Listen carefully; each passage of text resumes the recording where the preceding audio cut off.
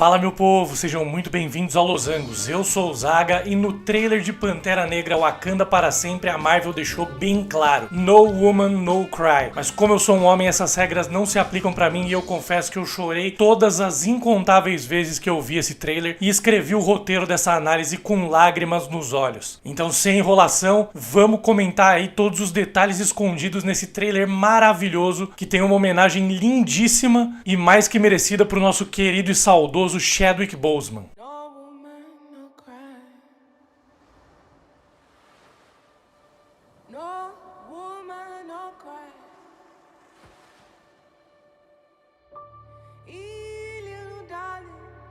Bom, o trailer do filme abre com uma versão de Woman No Cry do Bob Marley cantada por uma mulher, refletindo o luto da família de T'Challa, que provavelmente vai estar morto já no começo do filme. A música casa com as imagens que aparecem mais pra frente no trailer da Shuri em prantos e com a Ramonda, a mãe de T'Challa e Shuri, falando que perdeu a família inteira. E a música também casa com a primeira imagem do trailer, que é da Nakia, o interesse amoroso do Pantera Negra no primeiro filme, contemplando o horizonte em uma praia aparentemente em luto. Ao fundo a gente pode ver uma pirâmide asteca que deve ter alguma relação com o Namor, o príncipe submarino. No MCU ele vai ser adaptado como um personagem de origem asteca. Vou falar mais sobre isso ao longo dessa análise do trailer. E essa imagem pode ser logo depois do funeral do T'Challa, que a gente vê no trailer. Já que mais pra frente a gente vê a Ramonda e a Shuri também em luto em uma praia. Talvez seja o local pra onde elas vão depois da cerimônia. No primeiro filme do Pantera Negra, o Killmonger pede pro T'Challa enterrá-lo no mar, como os ancestrais que pularam dos navios porque acreditavam que a morte era melhor do que a escravidão. Talvez mostrem nesse filme que o T'Challa tenha aprendido essa lição com o primo e tenha pedido pra fazerem a mesma coisa com ele. Por isso essas cenas de luto na praia, mesmo com Wakanda não sendo um país litorâneo. Também vemos uma imagem da Ramonda e de Okoye entrando na área de desenvolvimento tecnológico de Wakanda, onde a Shuri trabalhava no primeiro filme.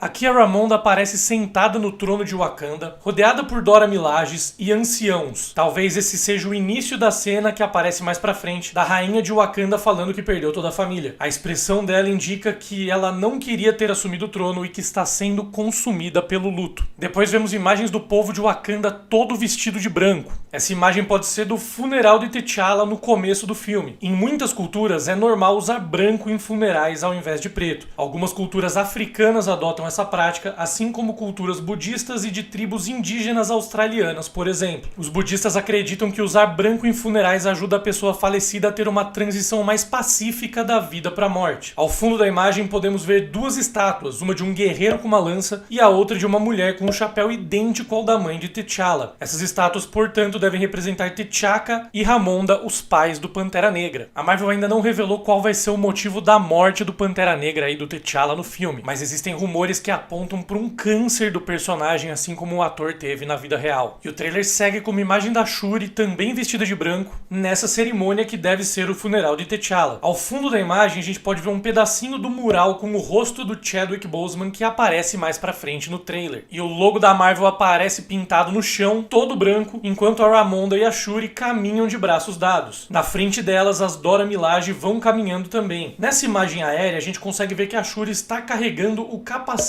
do Pantera Negra, mais uma prova de que esse seria mesmo o funeral de T'Challa e uma pista de que talvez seja ela quem vai assumir o manto de Pantera Negra no filme. E depois nós vemos uma imagem aérea linda de uma torre gigantesca em Wakanda durante o pôr do sol. Vale lembrar que o Killmonger no primeiro filme tinha o sonho de ver o pôr do sol de Wakanda, porque ouviu do pai a vida inteira que era o pôr do sol mais lindo do mundo. E com essa imagem vamos combinar que fica um pouco difícil de discordar, né?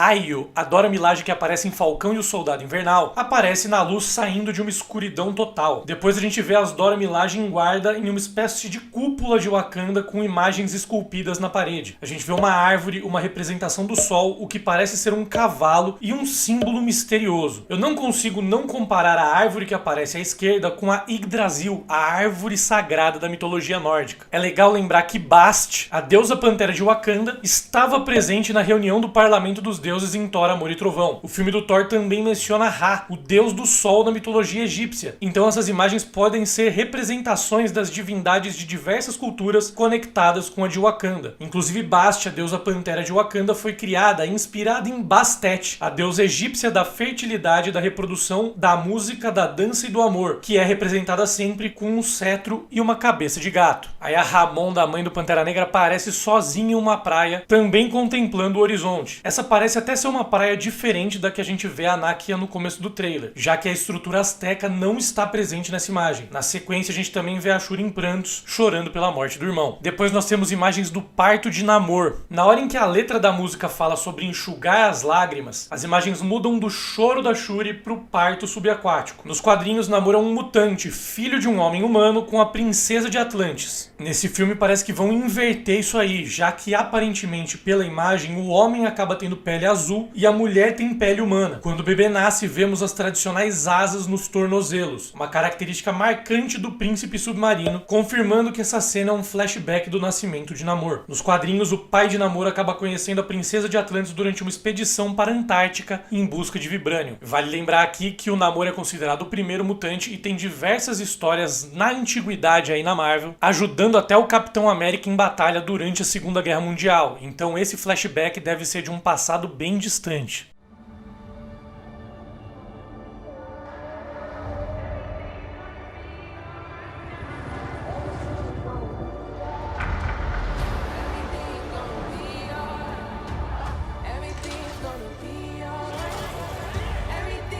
Aí no começo desse trecho a gente vê a primeira imagem do Namor adulto com adereços da cultura asteca. É legal lembrar que a Marvel tá adaptando a história do Namor para não fazerem comparações com o Aquaman. Mas também é legal lembrar que o Namor veio antes que o Aquaman nos quadrinhos. O personagem foi criado em 1939, antes até do que o próprio Capitão América. E no MCU, pelo que tudo indica aí, Atlantis vai ficar um pouco mais perto aqui da América do Sul. E o trailer obviamente coloca o Namor contra a luz de propósito, pra gente não ver tantos detalhes do visual e ficar com aquela sensação de quero mais. Nesse trecho também aparecem imagens de baleias nadando pelas águas, com diversos guerreiros de Atlantis montados nelas. Provavelmente eles fazem isso para escapar de qualquer equipamento de detecção submarina que alguma marinha possa ter, como um sonar, por exemplo. Eles se escondem nas baleias. Conseguimos ver que vários deles carregam lanças. Na sequência a gente vê uma cena noturna, uma imagem aérea de um helicóptero chegando em uma base de exploração em alto mar. Essa cena pode ser o que gera o conflito entre Wakanda e Atlantis. Provavelmente estão explorando o território perto de Atlantis e Wakanda vai acabar levando a culpa. Alguns rumores sobre o filme apontam que Wakanda teria descoberto vibrânio no fundo do mar, perto de Atlantis, e estariam explorando, invertendo a história de origem do Namor, mas em busca de uma planta subaquática que tivesse as propriedades da erva em forma de coração, as plantas que dão poderes para o Pantera Negra. A gente tem que lembrar que o Killmonger destruiu todas as ervas em forma de coração e com a morte de T'Challa, Wakanda fica teoricamente impossibilitada de ter um novo Pantera Negra. Isso então, em teoria, seria a causa da desavença entre Wakanda e Atlantis, uma exploração subaquática perto do território de Atlantis. E na imagem seguinte a gente vê duas roupas de mergulho, bem grandes mesmo, né, quase armaduras, sendo levadas para o fundo do mar por um guindaste. E essa operação é guardada por homens armados. Só que na sequência a gente vê os homens armados invadindo um centro de pesquisas com cientistas negros e tecnologia de Wakanda. Um dos homens desse exército força uma mulher de Wakanda a fazer algo, aparentemente abrir uma porta ou algo do tipo. Pode ser que o Wakanda estivesse realmente explorando a região subaquática em busca da erva em forma de coração, mas a operação do país africano tenha sido sabotada por esse exército. Talvez seja isso que inicia a guerra. Esse exército pode acabar explorando de maneira não amigável, ao contrário do que o Wakanda estaria fazendo, mas o povo de Atlantis acaba colocando a culpa no povo de Wakanda porque sabiam que eram eles que estavam explorando a região. E aqui vale comentar também que existem rumores, né, que que apontam que o Doutor Destino na verdade seria o causador dessa guerra entre Wakanda e Atlantis. Então talvez esse seja o exército da Latvéria, o país de Victor Von Doom, que estaria se aproveitando aí da exploração de Wakanda para adquirir Vibranium. Então vamos ficar de olho nesse exército aí, hein? Suspeito demais, pode ser o exército da Latvéria.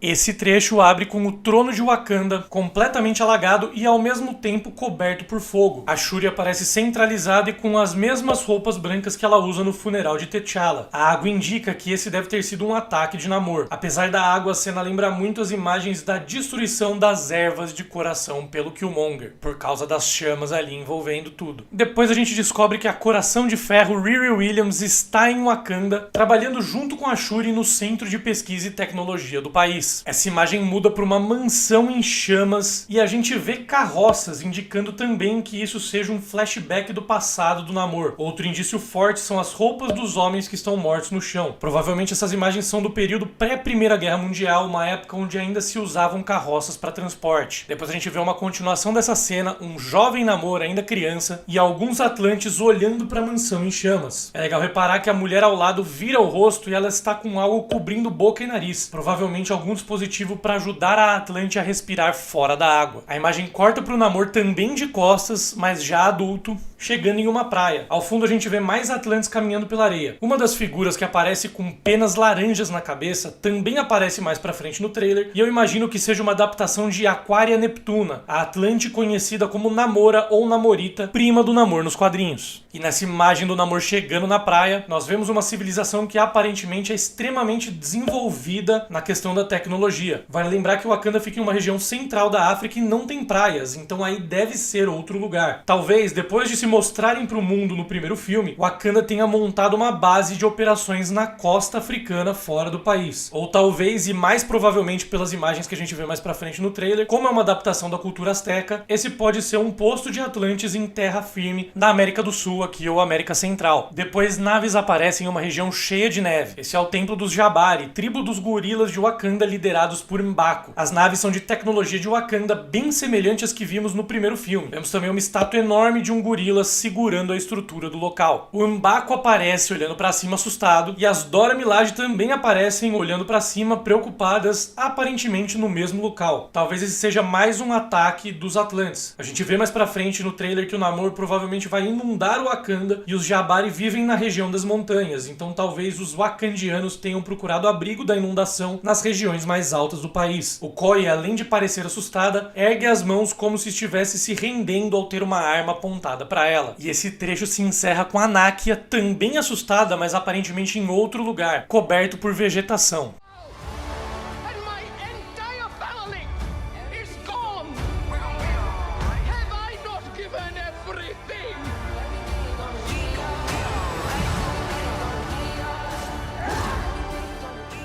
Agora esse trecho começa com a Ramonda chegando junto com guardas de Wakanda em uma reunião diplomática. Durante essa reunião, os homens todos usam máscaras tapando as bocas e abaixam seus microfones, enquanto Ramonda encara os outros diplomatas em silêncio. Ao fundo nós vemos o logo da ONU, mostrando que é de fato uma reunião entre diversos representantes de diversos países. E aí uma imagem maravilhosa, a gente vê o rosto do T'Challa de Chadwick Boseman pintado em um mural enquanto dois percussionistas tocam, todos vestidos de branco e provavelmente durante o funeral do herói. A presença de percussionistas é muito comum em rituais e cerimônias africanas e lembra muito uma imagem dos quadrinhos do casamento entre Pantera Negra e Tempestade. E essa pintura aí traz um paralelo dos murais pintados com o Homem de Ferro em Homem-Aranha 2, né, que a gente viu depois da morte do Homem de Ferro, o que é mais uma prova de que o Pantera Negra já vai ter morrido antes do começo da história desse filme. Depois a Ramonda aparece na sala do trono de Wakanda, concluindo a frase que ela estava bradando ao fundo das últimas cenas do trailer. Eu sou a rainha da nação mais poderosa do mundo e minha família inteira se foi. Talvez essa cena seja anterior e se passe durante o blip, quando os heróis desapareceram depois do estalo do Thanos. Eu digo isso porque apesar de T'Chaka e T'Challa estarem de fato mortos durante a história desse filme, a Shuri segue viva. Então não teria motivo nenhum, teoricamente, pra ela falar que toda a família dela se foi, a não ser que a Shuri morra nesse filme também, ou fuja de Wakanda, se esconda, seja sequestrada ou algo do tipo. Depois nós vemos Atlantis no meio de uma cidade, e nessa imagem dá pra ver mais claramente a personagem que eu imagino que seja Namora, a prima do Namor. O nome da personagem, como eu falei antes, é Aquaria Neptuna, mas ela ganha o apelido de Namora justamente por ser prima do príncipe submarino. E o personagem à esquerda nessa imagem deve ser o Atuma. Atuma é um vilão das histórias do Namor nos quadrinhos. Um senhor da guerra bárbaro que foi exilado de Atlantis por fazer oposição à família real. O maior objetivo de Atuma é matar Namor e tomar a coroa de Atlantis pra si, mas no filme aparentemente ele vai estar em um período pré-exílio, quando ainda vivia junto com os Atlantes. É legal comentar que todos eles nessa cena também estão usando dispositivos que cobrem a boca e nariz, provavelmente para ajudá-los a respirar fora d'água, como eu comentei anteriormente. E pela aparência da ponte onde eles estão nessa cena, esse provavelmente é o mesmo local onde o Everett Ross, personagem do Martin Freeman que aparece em Guerra Civil e Pantera Negra 1, aparece na imagem seguinte. Depois a gente vê a Coração de Ferro construindo a própria armadura, com uma estrutura rochosa ao redor, lembrando muito o que o Homem de Ferro fez naquela caverna no primeiro filme do MCU. E é legal nessa imagem que a Riri Williams tira literalmente um coração de ferro da armadura. Naves de Wakanda aparecem atirando em Namor em alguns Atlantes, na praia que vimos anteriormente, que é provavelmente uma retaliação pelo ataque de Namor ao país africano. É legal notar que enquanto os Atlantes se protegem dos tiros e correm pro mar, o Namor não move um músculo. Depois nós vemos M'Baku nessa mesma praia, pulando de um barco para atacar os Atlantes. Ao fundo, Namor está de costas pro ataque, conversando com a personagem que eu acredito ser a Namora, enquanto outros Atlantes estão se curvando perante eles. Essas imagens são legais para mostrar a arrogância de Namor, uma característica muito forte do personagem nos quadrinhos, que sempre se acha superior aos outros. Ele é o famoso badass. E aqui nós vemos também uma imagem das Dora Milaje em posição de batalha, encarando outra Dora Milaje de uniforme azul. Nos quadrinhos existe uma história em que a NECA e Ayo, as duas Dora Milaje mais poderosas e que são as treinadoras das defensoras de Wakanda, acabam se tornando vigilantes, saindo da equipe das Dora Milaje e vagam pelo interior do país africano, auxiliando pessoas que na concepção delas eram ignoradas pelo governo de Wakanda. Nessa história elas roubam armaduras azuis chamadas de Midnight Angels,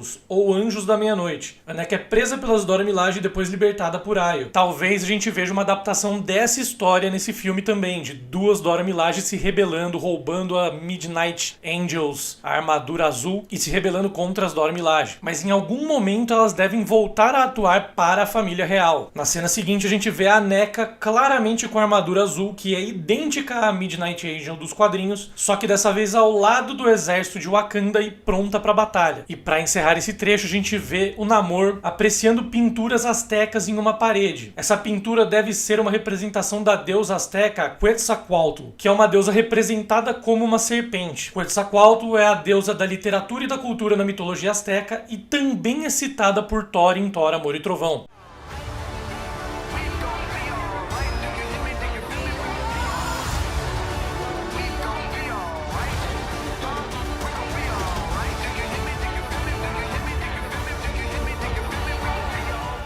A primeira imagem desse trecho mostra a Namora quebrando um vidro iluminado usando uma lança. Aqui ela aparece com pele humana e não azul. Isso é uma característica da personagem que aparece das duas maneiras na história em quadrinhos, tanto com pele azul como com pele humana, dependendo da história. Conseguimos ver que é a mesma personagem pelo traje e pelas penas na cabeça. E esse trecho segue com imagens de Wakanda sendo inundada. Isso é uma adaptação de uma história famosíssima dos quadrinhos da Marvel que acontece em Vingadores vs X-Men, quando Namor, particularmente poderoso após absorver parte dos poderes da Fênix, ataca Wakanda e inunda praticamente o país inteiro. Esse ataque do mutante ao país africano é tão devastador que causa milhões de mortes e resulta até no divórcio entre Pantera Negra e Tempestade. A Yalkoi aparece naquela ponte que a gente viu os Atlantes anteriormente aí no vídeo, a julgar pela estrutura da ponte, né? E ela tá usando uma lança para se defender de um golpe. A pessoa que tá atacando ela também usa uma lança, mas bem diferente das lanças das Dora Milaje, indicando que deve ser mesmo um ataque do povo de Atlantis. antes. Depois o trailer mostra uma cena de perseguição misteriosa. Uma moto sai de uma espécie de depósito com homens armados aguardando na porta. Depois ela aparece lado a lado com um carro vermelho. Ao fundo dessa cena a gente vê uma pessoa caminhando tranquilamente pela rua como se nada estivesse acontecendo e também um restaurante grego ali no fundo. Zeus e Hércules confirmados? É brincadeira, né, galera? Mas sempre que eu tenho a oportunidade de falar sobre Hércules, eu vou falar de Hércules. Depois nós vemos o Namor completamente furioso, sentado em seu trono. Ele ergue a mão como se estivesse prestes a falar algo pro seu povo. E ele parece estar com algo nas duas narinas. Será que a metade humana dele no MCU vai impedir ele de respirar debaixo d'água? Nos quadrinhos ele consegue respirar debaixo d'água normalmente, mas se adaptarem isso, pode ser mais uma maneira de diferenciar o mutante do Aquaman, por exemplo. Vamos ficar de olho. Depois aparece uma barricada policial explodindo quando algo colide com um dos carros. Aí a Shuri aparece novamente aos prantos, sendo consolada por alguém, e pela roupa verde possivelmente é a Nakia. E depois vemos imagens das Dora Milaje batalhando contra o exército que aparece no começo do trailer e que eu suspeito que seja o exército da Lativéria para salvar os cientistas de Wakanda. Ao fundo vemos uma porta aberta que deve ser justamente o que aquele soldado queria no começo do trailer. Dá pra ver que a porta tem iluminações parecidas com as que estavam se formando naquela imagem. Aí o Namor aparece submergindo na direção do trono dele, e um detalhe interessantíssimo de notar é que o trono dele é a arcada dentária de um megalodon, um tubarão enorme. Outro detalhe legal de reparar é que os Atlantes aqui parecem estar com a cor da pele humana. Isso seria um indício legal de que no filme, talvez, quando eles estão submersos, os Atlantes ficam com pele humana e quando estão na superfície a pele deles fica azul. Menos o Namor, claro, que é metade humano e fica com aparência humana o tempo inteiro. As imagens seguem com um navio enorme visto de baixo, enquanto diversos seres, que eu imagino que sejam os próprios Atlantes partindo pro ataque, nadam na direção da embarcação. Vemos também mais uma imagem das Dora Milaje e dos Jabari prontos pra guerra, e depois uma imagem muito legal das Dora Milaje se jogando do navio presas por cabos, atacando os Atlantes que estavam tentando escalar a embarcação.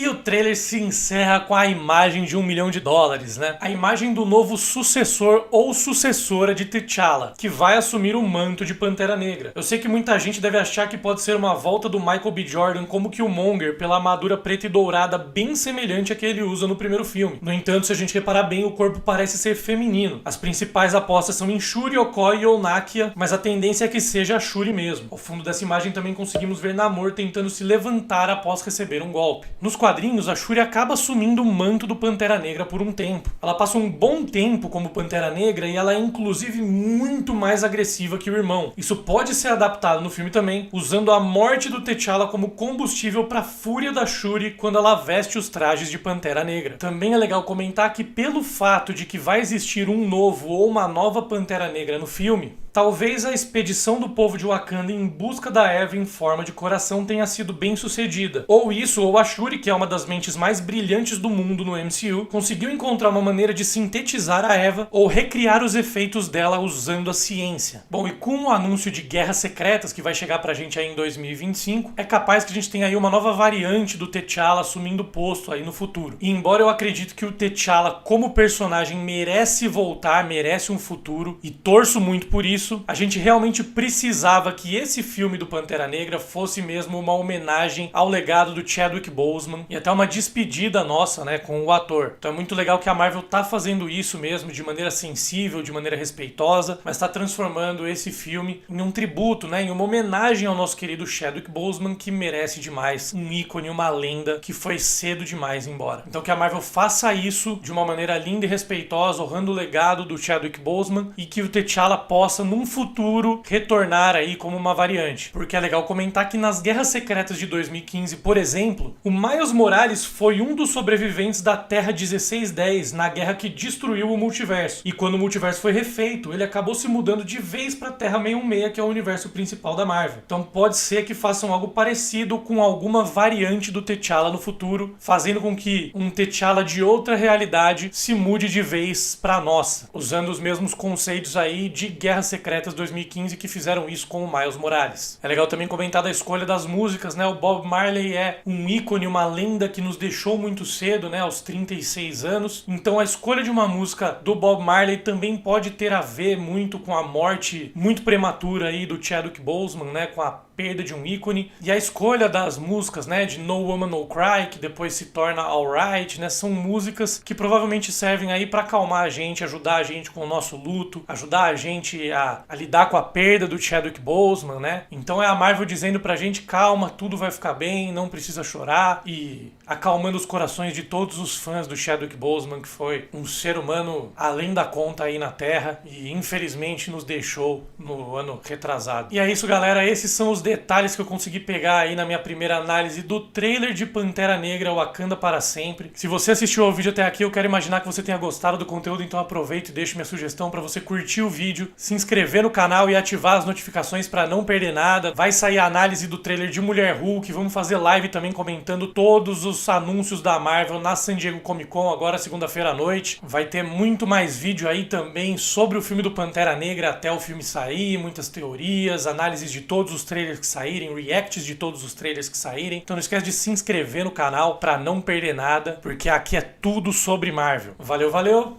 um grande beijo, até a próxima e descanse em paz, Chadwick Boseman, o nosso eterno Pantera Negra.